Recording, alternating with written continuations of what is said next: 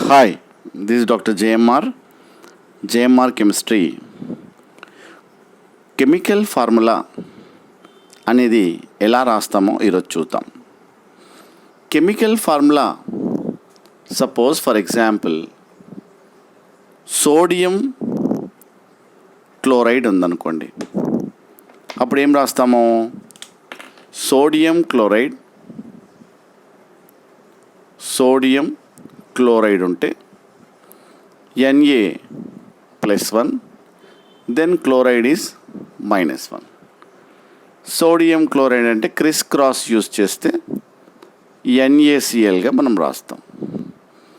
అంటే ఈ chemical formula రాసేటప్పుడు ఫస్ట్ మనము దృష్టిలో పెట్టుకోవాల్సింది ఏంటంటే మెటల్ అయాన్ ఫస్ట్ రాసి తర్వాత నాన్ మెటల్ అయాన్ రాయాల్సి ఉంటుంది.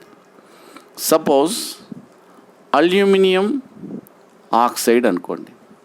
మనం ఏం చేస్తాము? అల్యూమినియం అంటే మెటల్ అయాన్ ఫస్ట్, దాని తర్వాత నాన్ మెటల్ రాస్తాం. క్రిస్ క్రాస్ యూస్ చేస్తే Al2O3గా మనం రాయడం జరుగుతుంది. అలా కాకుండా కాల్షియం ఫ్లోరైడ్ అనుకోండి.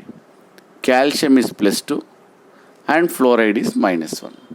అంటే దీని ఛార్జ్ దీనికి, దీని ఛార్జ్ దీనికి వస్తుంది. అప్పుడు CaF2గా మనం రాయడం జరుగుతుంది. అంటే ఇక్కడ వ్యాలెన్సెస్ దాని ఛార్జెస్ అనేది క్రిస్ క్రాస్ చేసి రాయాల్సి ఉంటుంది.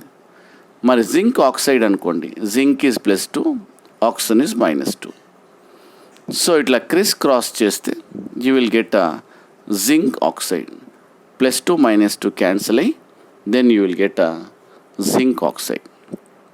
ఓకే, సో మనము ఒక మెటల్ మరియు నాన్ మెటల్ ఉన్నప్పుడు ఎలా రాయాలో చెప్పాను. అంటే ఫస్ట్ మెటల్ రాయాలి, దాని తర్వాత నాన్ మెటల్ రాయాలన్న విషయాన్ని మనము తెలుసుకోవడం జరిగింది. సపోజ్ అలా కాకుండా రెండు నాన్ మెటల్సే ఉన్నాయనుకోండి. సపోజ్ ఫర్ ఎగ్జాంపుల్ మీకు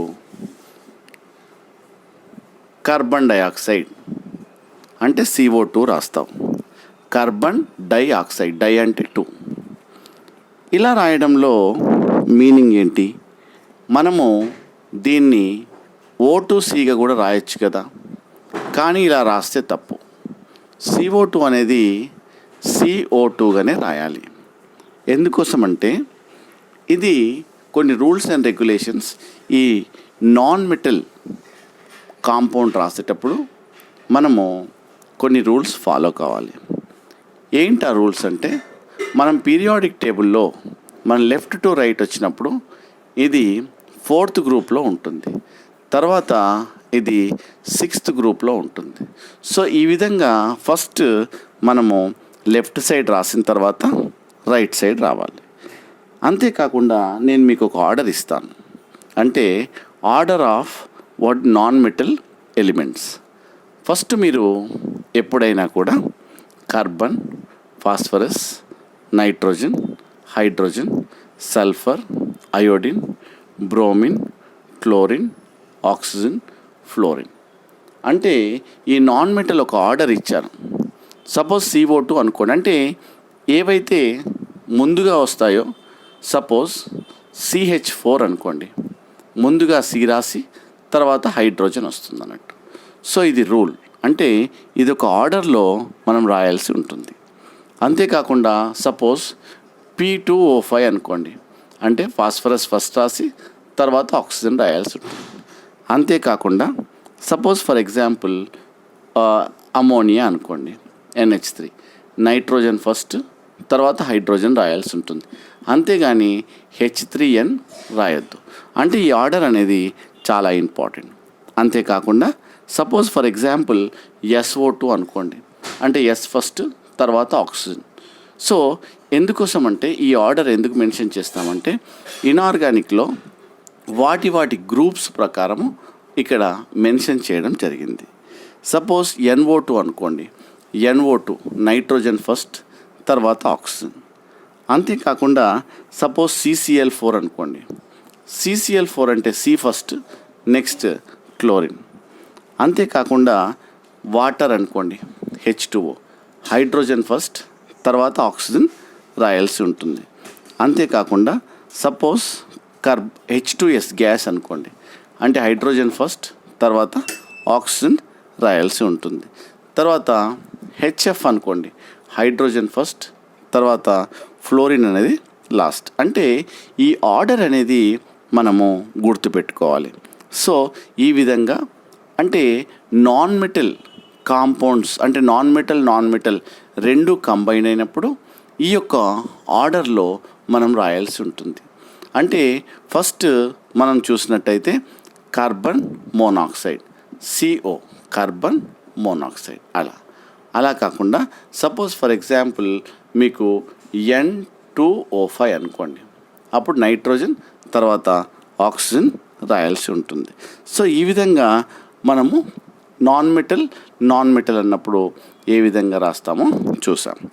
అంతేకాకుండా మనము మెటల్ అండ్ నాన్ మెటల్ అనుకోండి, మెటల్లో అయితే ఫస్ట్ మెటల్ తర్వాత నాన్ మెటల్ రాయాల్సి ఉంటుంది. సపోజ్ ఇంతకుముందు చూసినట్టు మెగ్నీషియం +2, నైట్రైడ్ అనుకోండి -3, క్రిస్ క్రాస్ చేసినట్టు అప్పుడు Mg3N2. అంటే దీంట్లో ప్రాబ్లం లేదు. ఎందుకోసం అంటే ఫస్ట్ మనం ఒక మెటల్ అయాన్ దాని తర్వాత నాన్ మెటల్ అయాన్ రాస్తాం కాబట్టి. అంతేకాకుండా suppose for example sodium oxide అనుకోండి, Na+1 O-2, criss cross, then you will get Na2O. ఇంకొక విషయము I would like to say, what is that, మీరు చార్జెస్ రాసేటప్పుడు జనరల్గా మనము చార్జెస్ రాసేటప్పుడు Mg2+ ఆర్ Mg+2 మనం ఇలా రాస్తాము. ఎలా రాసినా పర్వాలేదు అనుకుంటాము, కానీ మనము అయాన్ రాసేటప్పుడు చాలా జాగ్రత్తగా ఉండాలి. ఏంటంటే అయాన్ రాసేటప్పుడు చార్జ్ అనేది ఫస్ట్ రాసి దాని తర్వాత వాటి యొక్క నెంబర్ రాయాల్సి ఉంటుంది. This is correct method.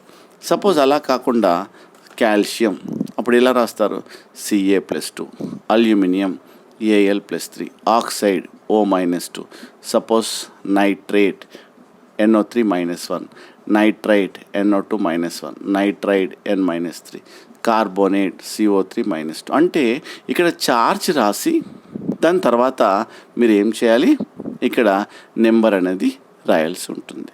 So thank you. This is doctor JMR chemistry.